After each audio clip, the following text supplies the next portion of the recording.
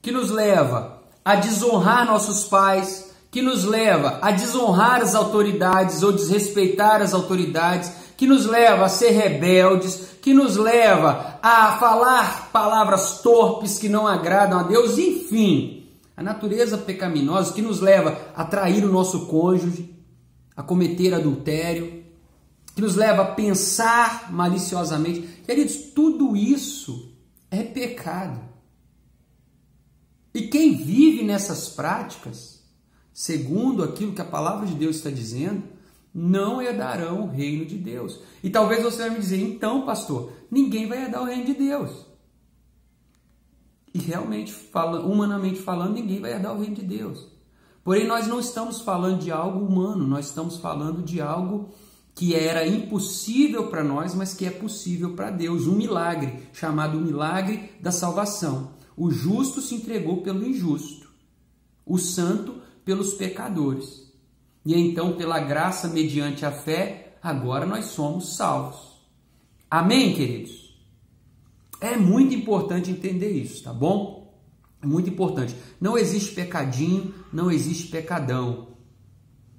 Se você entende que a homossexualidade é pecado, deixa eu te dizer, o homossexual precisa ser respeitado, assim como o hétero pecador é respeitado.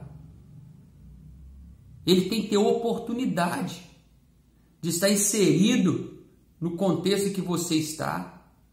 Se ele quiser ajuda, em nome de Jesus, ajude ele. Porque a gente vive, sabe, numa sociedade onde parece que o pecado da homossexualidade é pior do que o pecado do sexo antes do casamento. E não tem diferença nenhuma. Ah, mas o sexo antes do casamento, se eu casar está resolvido. Que nada, a gente também peca dentro do casamento. É verdade que para a questão do homossexual, para ele, a sensação é que é mais difícil. Por quê?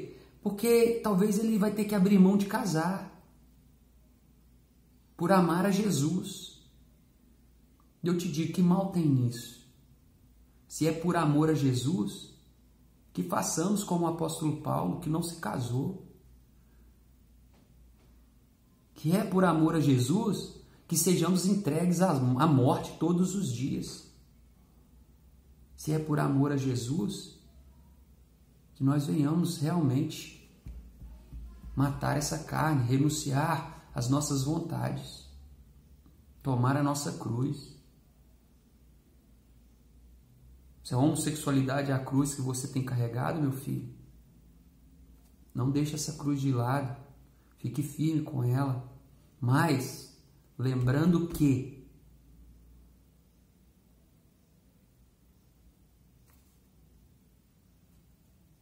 Deus continua te amando.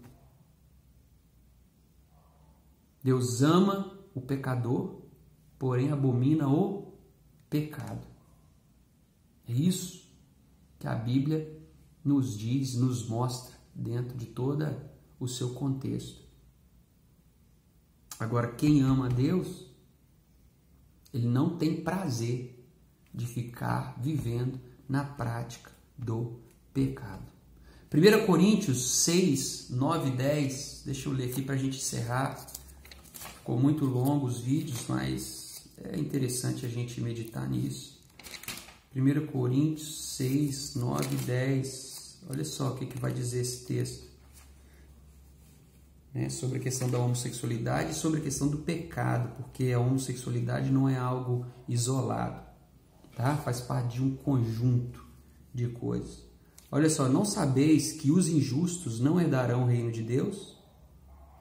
Não vos deixe enganar, nem os imorais, nem os idólatras, nem os adúlteros, nem os que se entregam a práticas homossexuais de qualquer espécie, nem os ladrões, nem os avarentos, nem os viciados em álcool ou outros tipos de droga, nem caluniadores ou mentirosos, nem estelionatários herdarão o reino de Deus. Lá em Apocalipse capítulo 22, 15, tem mais uma lista, aí vai dizer que os falsos pastores não herdarão o reino de Deus. Está entendendo? Essa palavra é sobre homossexualidade, mas na verdade ela é para todos nós. Aquele que não nascer da água e do Espírito não herdará o reino de Deus. Deus te ama e o que Deus espera é que você, assim como Ele se entregou por você, que você também se entregue a Ele. E aí você vai passar da morte para a vida. O Espírito Santo, diz a Bíblia, que ele passa a habitar em nós. E agora nós não conseguiríamos mais viver na prática do pecado, independente de qual seja o pecado. Nós vamos conseguir viver nessa prática como se essa prática fosse algo normal, porque não é normal. Amém, queridos? Isso vai nos incomodar. O apóstolo Paulo, certa feita, ele fez uma oração: Senhor, eu tenho um espinho na carne. Talvez era um desejo pecaminoso. A Bíblia não diz qual o espinho da carne. Ele fala: Senhor, tira isso de mim. E Deus diz para ele: olha, a minha graça te basta. Ele teve que lutar com aquele sentimento, com aquele desejo, com aquela natureza pecaminosa, a sua vida inteira, até se encontrar com o Senhor. Deus tem o poder de te libertar hoje de toda e qualquer prática pecaminosa. Mas talvez mesmo sendo liberto disso, você vai lutar contra a vontade de voltar a praticar isso a sua vida cristã inteira. E Deus valoriza a sua batalha. Deus vai te honrar por isso. Tome posse dessa palavra em nome de Jesus. Que Deus continue te abençoando poderosamente.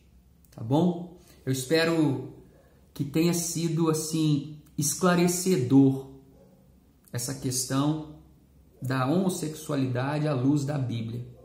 Como eu disse no início, esse é um assunto muito amplo, de discussão para anos. Mas eu tentei sintetizar em poucas palavras de uma forma que você possa ter uma compreensão bíblica dessa questão. Tá bom?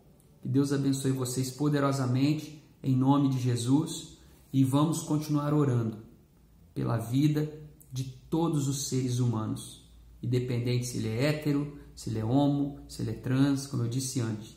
Somos todos criados por Deus e o desejo de Deus é que todos nós sejamos salvos. Amém? Conhecereis a verdade e a verdade vos libertará. Deus abençoe sua vida em nome de Jesus. Tamo junto.